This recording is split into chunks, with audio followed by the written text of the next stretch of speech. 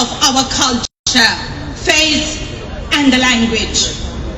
It followed me into exile, where my family was cut off, silenced, punished, simply because I speak out here. And now that shadow threatens to grow larger, right here in London. A Chinese mega embassy is not just a building. For communities like ours, it represents surveillance, intimidation, and fear. We know this from lived experience. Wherever the Chinese state extends its reach, repression follows across borders, into diaspora, into supposedly safe democratic spaces. This is not paranoia, it is reality. Uyghurs, Hong Kongers, Tibetans, Chinese dissidents, and others have already experienced harassment, monitoring, and threats on British soil. Approving this mega embassy sends a chilling message that our safety is negotiable, that economic interests matter more than human lives. The UK must ask itself, whose side are you on? You cannot claim to stand for human rights while enabling the machinery of repression at your doorstep. You cannot honor victims of genocide while normalizing relations with the perpetrators without accountability. We are here today to say no more shadows, no more silence.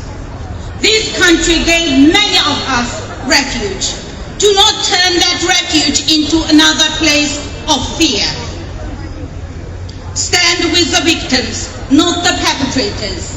Stand for dignity, freedom, and justice. And stop this mega embassy before the shadow grows any darker. Thank you.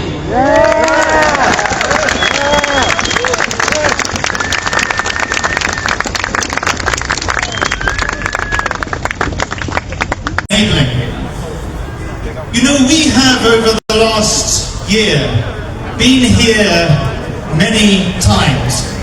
I kind of think we should just move into that building. We've been here. This is our 9th protest, but it is the most important protest because unless the government changes its mind in the next few days, its decision is imminent, and that's why we are gathered here today. You all know that we all know the reasons why this embassy should not go ahead. The issues of transnational repression, the issues of the human rights crisis across China, and the CCP's espionage. And if you weren't familiar with the issues, and if you haven't been following the news, just look at the front page of the Telegraph this week. China Embassy's secret threat to the city. So we say collectively with a very loud voice, Keir Starmer, do not approve this mega embassy. Of course China must have an embassy in this city, but they can have another location that is less prominent, less historic, less symbolic, and less big. It should have an embassy for purely diplomatic purposes and not a spy center and a hub for transnational repression, which is what this building will be. But I want to say something a little bit new. I know time is limited, and so I want to be brief. And I'm not going to rehearse all the different arguments in detail, but I want to say something in addition to what we all have been talking about today, and that is granting this mega embassy, this super spy base, this hub for transnational repression is wrong at any time. But it is especially wrong when there is a 78-year-old courageous British citizen who has been in solitary confinement in a jail in Hong Kong for the last 5 years and faces the possibility of dying in jail, and that, of course, is Jimmy Lai. To give this Watchers of Beijing, while Jimmy Lai languishes in jail and faces perhaps a life sentence, whether a legal life sentence or just the practical reality of the fact that his health and his age mean he's unlikely to live until his release. To do that is completely wrong. Keir Starmer, we believe, is planning to go to Beijing at the end of this month. He should not go to Beijing unless Jimmy Lai is released. Jimmy Lai's release should be a condition for that visit. And I have one last suggestion. Instead of approving this mega embassy, this super spy base, this hub for transnational repression, instead of doing that, Tower Hamlets Council, and by the way, I want to express my solidarity with the residents of Royal Court, because that's another argument. They will, if this goes ahead, either be evicted from their homes or become residents of the People's Republic of China, neither of which is. But Tower Hamlets Council, some while back, passed, if I recall, a motion to rename the streets, and I think that motion should be revived. Let's rename this street Hong Kong Avenue, and that street Tibet Road, and another street Uyghurs Avenue. And let's also have a Taiwan Square.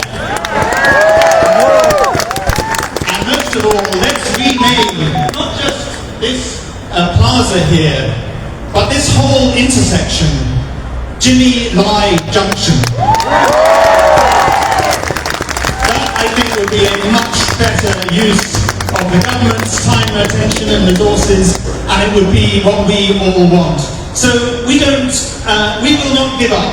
We will support the residents of Royal Court if it comes to it for a judicial review, but let's hope it doesn't come to it. But whatever happens, let's continue to raise our voices and to say a mega no to this mega embassy.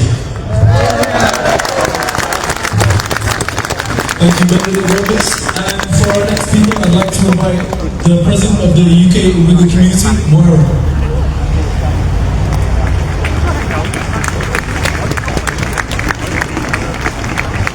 Hello everyone, friends, sisters, brothers, media, Member of Parliament, and everyone who believes in freedom and safety. So we are here today because this proposed Chinese mega embassy, it's not normal diplomacy.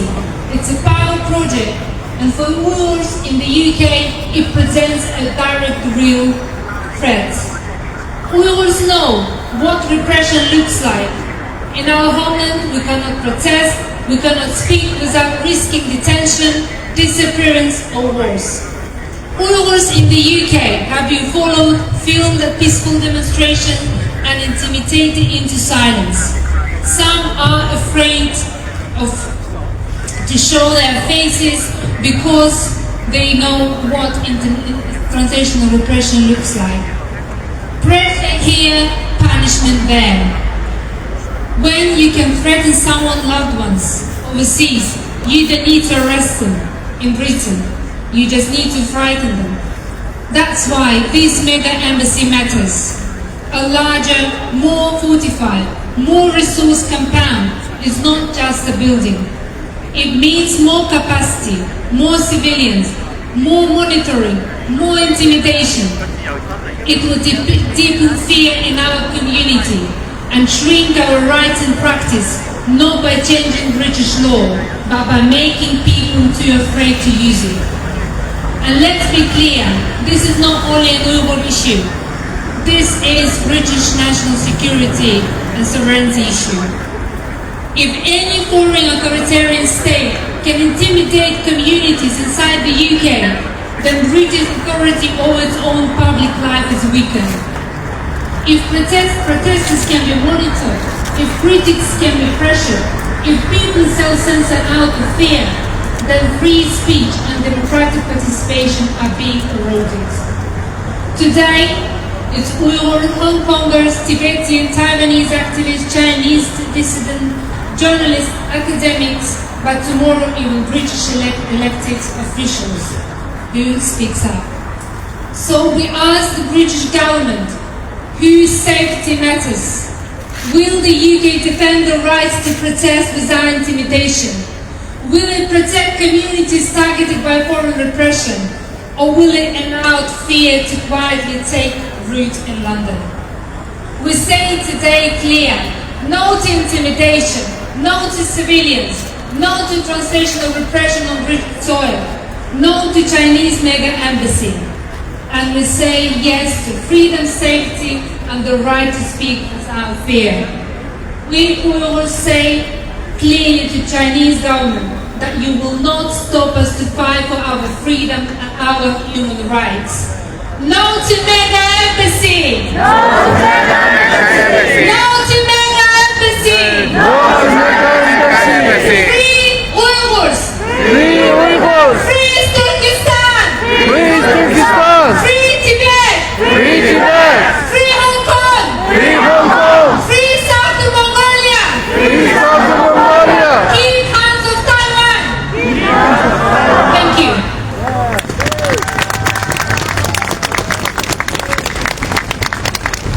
Thank you, Moira.